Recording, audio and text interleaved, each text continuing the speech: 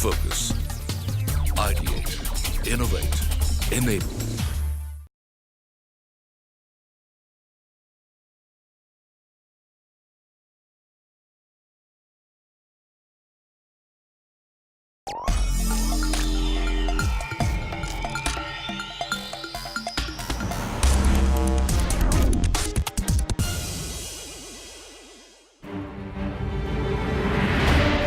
The information age is defined by the shift from traditional industry to an economy that is based on information technology.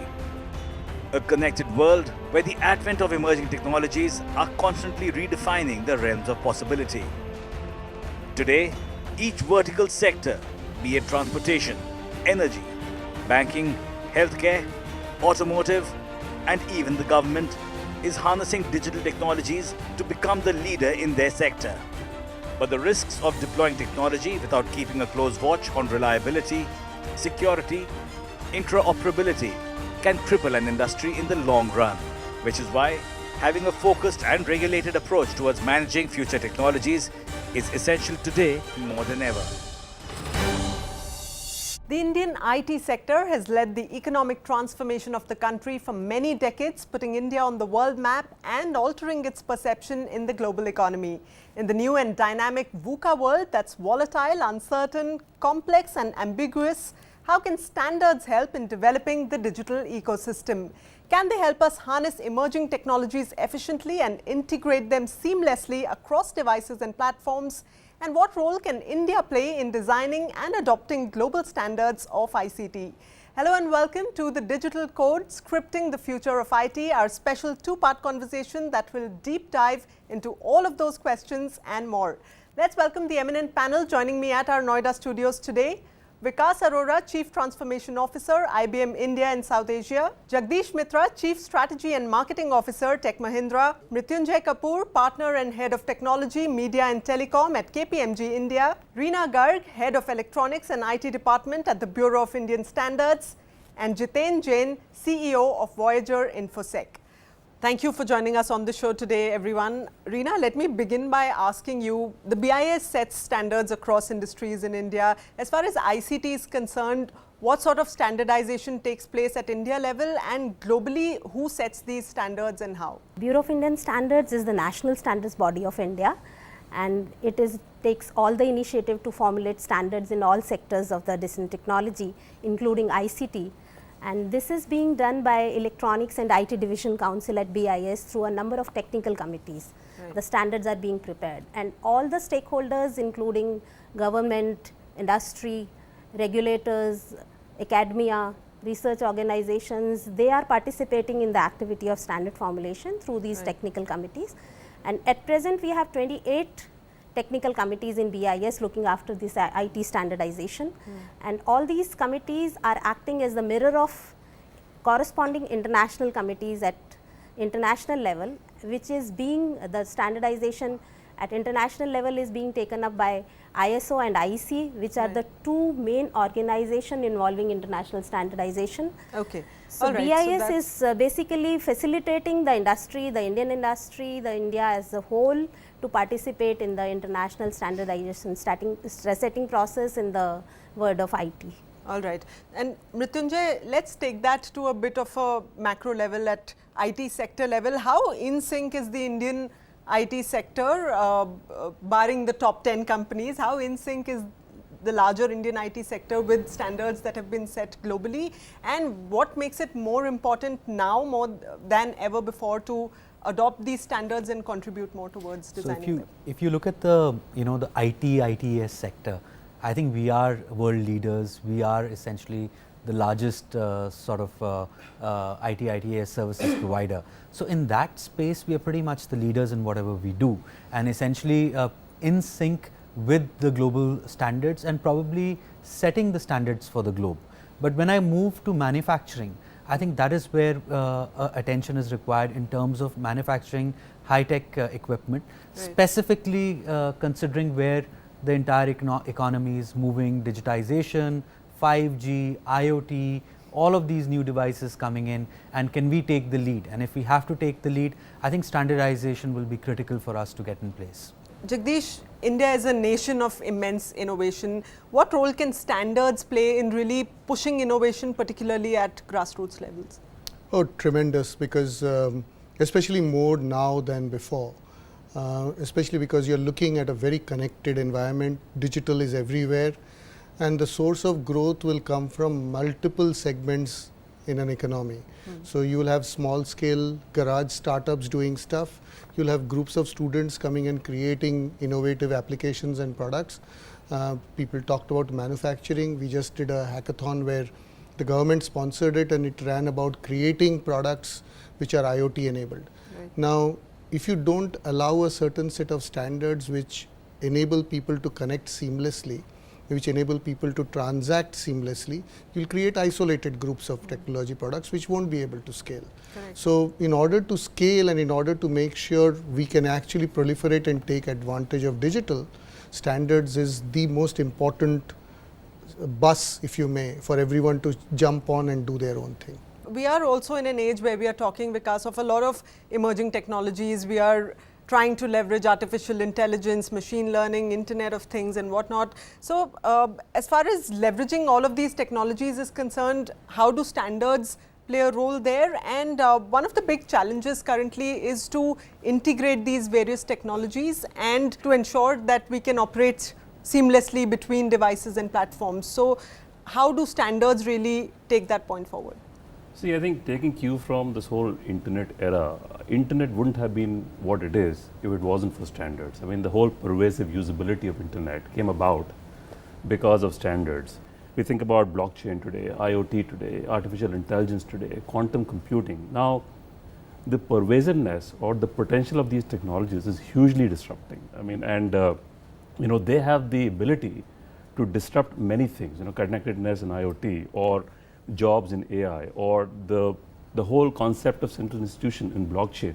I mean, those are all concepts. Now, with this kind of impact that these technologies have had, and having seen what standards have done to the technologies that we use today, I think clearly it's imperative that there must be, you know, standards. And when we think about connectedness, I think interoperability has to be an intrinsic part of the standards development as it happens around these technologies. Right. And Jiten, how would you rate the standards ecosystem currently in India? And do you think it needs to be far more comprehensive than it currently is? Like we are in the beginning of a digital age, we are in an era where, you know, integration and innovation will drive the entire internet industry, and that will make standards very, very important, because for any sort of integration or innovation, interoperability and standards are the fundamental principles. And if you look at Indian picture is not very rosy, and we don't have to look only at India. Across the world, especially when it comes to IoT or AI, we are yet to have some sort of consensus where we can, you know, which is required first to have standards and then to codify them. So I think we are still 4 to 5 years away where we will have some codified standards. But yes, now there has been a beginning, you know, across governments, especially in developing countries, especially in the telecom importing and exporting economies, where they are realizing the need of having standards so that the growth potential of entire IoT industry and AI industry is not disrupted. We are in the VUCA world, as you IT people have coined that term. VUCA standing for volatile, uncertain, complex and ambiguous. So in such an environment, Reena, how do standards help businesses navigate choppy waters? What sort of impact can standards have on the business side of things? I think standards are the solution for solving all these problems, and standards, they promote innovation. Standards, if you follow standards, your products are acceptable across the borders, and if we define the terms and conditions of the product we want in the term of standards, we can regulate the quality of the products coming in our country. So all these factors are very important from the Indian economy perspective, Indian industry perspective, and standards only can come to the rescue, like when all these emerging technologies need to integrate together. So BIS is providing all these opportunities. We have a well-defined ecosystem, we have a well-defined mechanism, procedure laid out for entering into the international standardization setting process.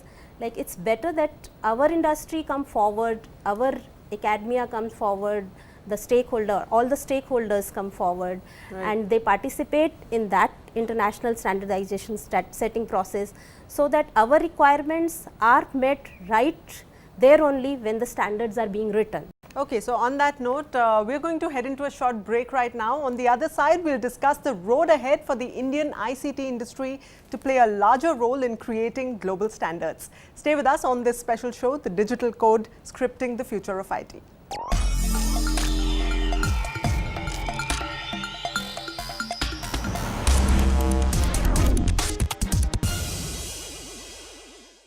Welcome back to The Digital Code, Scripting the Future of IT. We are talking about the standardization of the digital ecosystem. Jiten, digitization is crucial for any industry to be globally competitive today. Can standards be enablers of digitization? Obviously, they will be, and data is the new oil, and we are looking to collect data, from everywhere, and that's where sensors are playing the biggest role today. So, I mean, if you talk about IoT, we are looking at government's ambitious target of exporting $15 billion worth of devices by 2020, and that's where standards will have to come in, at the very beginning, because if you do not standardize your products, it'll be very difficult to export them. Right. So that's one area that to begin that long journey, you have to take that first fundamental step of standards to be there in place. And I'm happy that I think Ministry of IT and ISOC are planning some roundtables around it. There are private industries, especially in software market, across India, which are now taking the lead, and I think we have got some standards codified also in the international ITU. So I think this is a very good beginning now. We need to consolidate on it. Jagdish, digital will also drive critical sectors like healthcare and education, particularly in an emerging economy like ours. What sort of repercussions can a lack of standards have on these critical sectors? See, in a country like ours, I think digital has a much more fundamental role to play. The Prime Minister had just mentioned about this launch of the insurance scheme, right, in this budget. Now, how do you make that come alive? If you don't make the standards available where a patient's data record is secure and is standardized, and you know every time when you pick up the data what you are getting from it, you're going to create a complete set of chaos where one operable system in another state to another district to another hospital will not make sense out of it. Same for education. Same for any of the things that we are today laying down, whether it's laying down for commerce or banking. If you don't set up the standards, you will not have an interoperable system for a country like ours. And the biggest challenge for that is that you will not create an ecosystem that will develop applications on top of it for people to use and mass use. One company or one central government or one state government will not be able to dictate terms saying do it this way. Right. You'll have to make it democratized. And democratize means you have a platform on which you standardize. In an age where all of us are getting into wearable technology, we are talking of 1 trillion devices getting connected and talking to each other. How would you, what sort of a roadmap would you set for standardization? What would be your top 2 or 3 points on the agenda?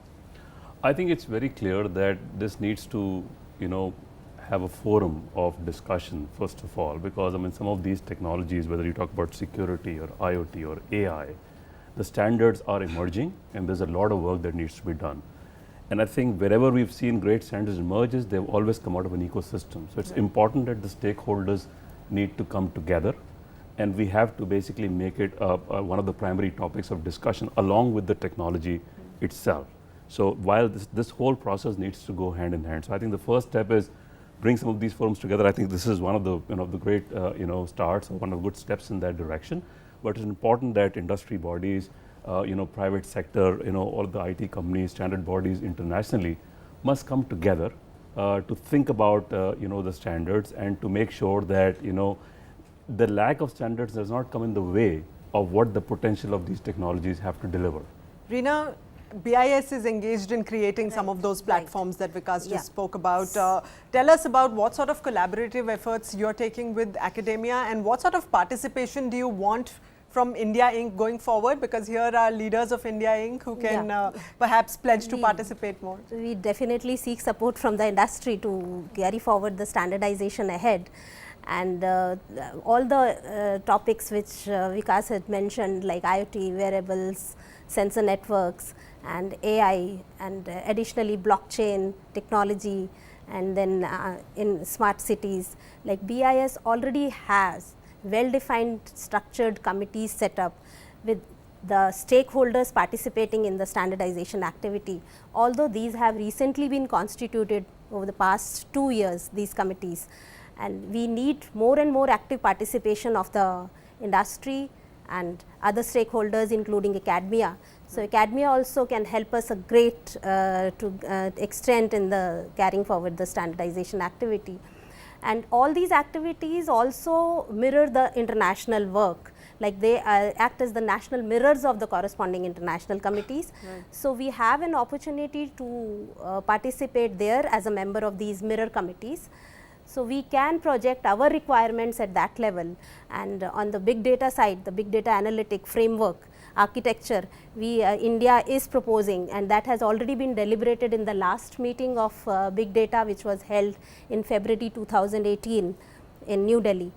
And similarly, now the approach of the BIS is to host more and more meetings in India, and the immediate opportunity in front of all of you is to participate in software and system engineering committee, that is JTC 1 SC 7, and India has recently been assigned the leadership of this committee as the chair and the secretariat, and which is a very big achievement for all of us, for IT industry of and India. a huge opportunity for India to Exactly. participate more. And this leadership has been with Canada for last 20 years, and now India has it. So, we should leverage that opportunity, and this committee is meeting in New Delhi from 6th to 11th of May this year. And right. there will be 15 parallel working groups working on software testing, tools and environment, architecture. So, all the foundational standards are being done by this committee. So, we should come forward. We already have a team of members who are mirror of our who are participating in the mirror committee of India. Right. But we want more and more participation, more and more proposals to come from India for the international Right. standards. So, let me get the India Inc. perspective on that. Why is it that India Inc. currently does not participate enough in the creation of international standards as far as IT is concerned, and what will make you see the ROI in this? We don't actively as an industry participate as much. I think the question boils down to the one that you just asked about, that we need to probably socialize the views of what is the investment going to return back on. Right. You don't want a tick in the box. You want a participation where people are putting together their thoughts and ideas into the whole formation of the standardization. And Mrityunjay, given how every single aspect of trade and commerce is really being digitized today, what are the challenges in aligning standards with these host of national policies related to say consumer protection, environment protection, trade, industry? What are the biggest challenges? Firstly, let's understand what the standards try and define. The one element or the three things that standards actually bring about: first is a common language, 2 is security and safety concerns, and 3 is interoperability. Now, if these 3 elements are met, then I think all of the national policies or the programs that are there, they come under a common ambit.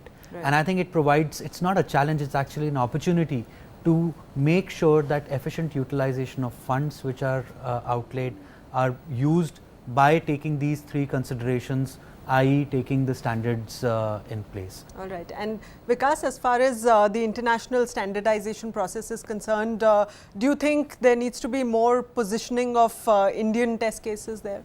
Oh, absolutely. I think, first of all, this is as robust an ecosystem as you can get in India. On one hand, we have one of the largest developer populations in the country. Yeah. On the other hand, we have one of the biggest consumer bases in the country. And then this is, where we actually have, the who's who of the IT industry, coming in, and especially the impetus that the government is providing. So clearly, if you all put it all together, I think the kind of use cases and the innovation that we can get out of here is just second to none, which is the reason why I think that, it is going to be extremely important for the representation that India has in this whole process internationally, through BIS and through some of the bodies, to make sure that each of those use cases, each of those inputs are adequately represented. Right. All right. We're completely timed out on this episode. Thank you so much, everyone, for being on the show today. Well, with that, it's a wrap on the first of this two-part conversation on standardizing the digital ecosystem. Next time, we'll delve into security and privacy concerns, as well as developing a pool of human capital for creation and adoption of standards in the IT sector. Thanks for joining us. Goodbye.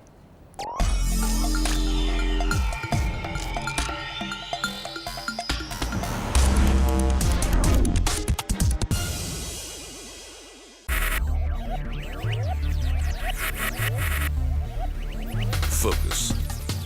Ideate. Innovate. Enable.